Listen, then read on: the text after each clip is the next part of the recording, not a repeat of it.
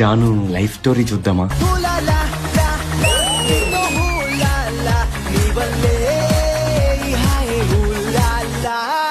Event అయిపోయింది కదా sir, డబ్బులు ఇస్తే వెళ్ళిపోతాను సార్. మరి పొద్దున్నే డబ్బులు తీసుకొని వెళ్ళిపోతూ గాని. ఏయ్, ఏం మాట్లాడుతున్నావు? ఇలాంటి డబ్బులతో నా కొడుకుని నేను చదువుకోలేదు. ఆకాశం తాకే నీ ఆక్రందనలు మనసారా వినువారెవరు. ఇదేదో చేసిందంటరా, అందుకే ఇలా మొగుడు దీన్ని వదిలేసాడు. ఏం మాట్లాడుతున్నావురా? చూసావా నువ్వు?